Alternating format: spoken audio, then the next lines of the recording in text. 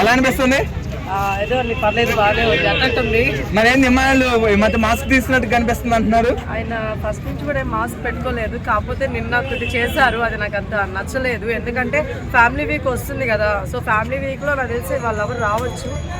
అంటే ఈ లోపలే గౌరవ్ గారికి ఒక పవర్ ఉంది, ఆ పవర్ తీసేయడం అనేది నాకు కరెక్ట్ అనిపించలేదు. ఎందుకో కొంచెం సెల్ఫిష్గా థింక్ చేస్తారేమో అనిపించింది. అలా థింక్ చేయకుండా ఆయనకి పవర్ ఉంచుంటే చాలా బాగుండేది కదా, ఎందుకంటే ఫ్యామిలీ వీక్ వస్తుంది కదా.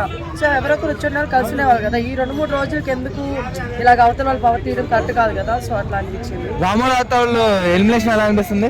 ఆయన ఎలిమినేట్ అవ్వలేదండి, ఆయన వెళ్ళిపోయాడు. ఆయనే వెళ్ళిపోయాడు. అది నాకు నచ్చలేదు. ఎందుకంటే ఇప్పుడు బిగ్ బాస్కి వచ్చే ముందు తెలుస్తుంది కదా ఎందుకు వెళ్తున్నా ఏంటనేది. అంటే దానికి అర్థం అక్కడ అందరు దూరంగా ఉండాలనే కదా. సో దూరంగా ఉండాలనుకున్నప్పుడు నిర్ణయించుకున్నప్పుడు ఇప్పుడు వచ్చినాక హోమ్ సీక్ అనకూడదు. ఒకవేళ హోమ్ సీక్ అయినప్పుడు స్టార్టింగ్ నుంచే ఉండాలి తప్ప ఇప్పుడు మధ్యలో హోమ్ సీక్ ఏంటి, అర్థమవుతుందా? ఇన్ని వీక్స్ అయిన తర్వాత హోమ్ సీక్లు ఎవరికి రావు. ఖచ్చితంగా స్టార్టింగ్ వచ్చినప్పుడు మనకు హోమ్ సీక్ ఉంటుంది. ఒక ప్రదేశానికి వెళ్ళినప్పుడు స్టార్టింగ్లో మనకి ఏమంటారు అలవాటు అయ్యేంత వరకు మనం హోమ్ సీక్ ఉండొచ్చు, ఎవరైనా గుర్తు రావచ్చు, వెళ్ళే కొద్దీ మనం మర్చిపోతాం. బట్ ఈయన అలా కాదనమాట. సార్ దేనికి భయపడ్డదో ఎందుకో తెలియదు, మరి వెళ్ళిపోయారు మొత్తానికి. బట్ ఆయన వెళ్ళిపోవడం అనేది కరెక్ట్ కాదని నాకు అనిపించింది.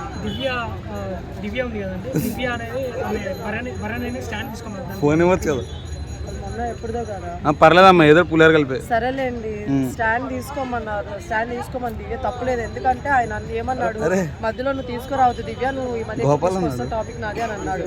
బట్ ఈ మధ్య అయితే దివ్య కాదు తనుజ తీసుకొచ్చిన ఆ రోజు. సో అందుకని స్టాండ్ తీసుకోమని దివ్య అనింది. బట్ వర్ణి గారు రివర్స్ ఏంటంటే తనుజ ఏడవడం వల్ల రివర్స్ అయిపోయింది దివ్య మీద. సో అది మనం ఏం చేయలేము అనమాట. డబుల్ ఎలిమినేషన్ ఎలా అనిపిస్తుంది సరే?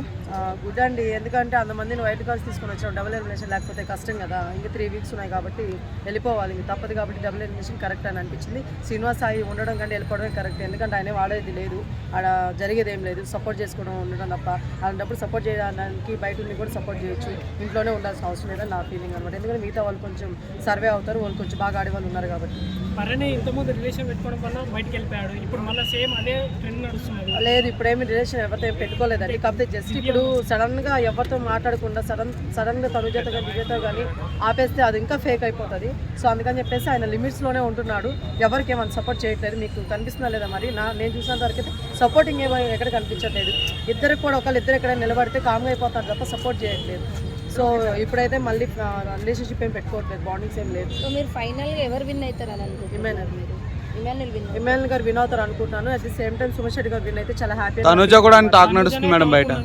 టాప్ 10 ఉంటే నిన్న మనకి లీడర్ బోర్డులో ఫస్ట్ సుమన్ శెట్టి గారు వచ్చారు, తర్వాత మన ఇమాన్యుల్ గారు వచ్చారు, తర్వాత తనుజ గారు వచ్చారు. మీకు అక్కడే అర్థమైపోయింది కదా ఎవరు ఏంటంటే. మా టీవీ నాగార్జున తనుజగా సపోర్ట్ చేస్తున్నారన్నారు, మీరేమంటారు? మా టీవీ నాగార్జున గారు సపోర్ట్ చేయట్లేదండి, మేబీ ఆ టీం సపోర్ట్ చేస్తున్నారేమో. మీరు నాగార్జున గారిని బ్లేమ్ చేయొద్దు, ఎందుకంటే ఆయన లుకింగ్ చాలా హ్యాండ్సమ్ ఉన్నారు అసలు. నేను అసలు బాబాయ్ మామూలుగా బ్లాక్ షర్ట్ లో అట్లా ఫేక్ ఓటింగ్ ఏ ఓటింగ్ మనం చూడలేం కాబట్టి మనకు తెలియదు. కాకపోతే ఒకటైతే చెప్తున్నాను, తనుజ గారికి అయితే బయట జనాల నుంచి నిజంగా ఓటింగ్ ఉందండి, అది నిజం.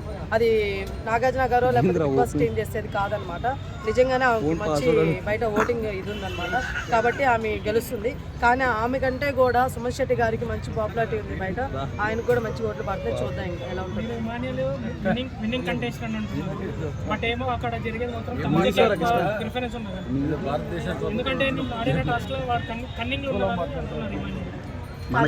కన్నింగ్ కాదు, కాకపోతే కొంచెం సెల్ఫిష్ గా ఉన్నారు. కన్నింగ్ అనడానికి సెల్ఫిష్ బ్యాక్ వాట్సాప్ వచ్చింది.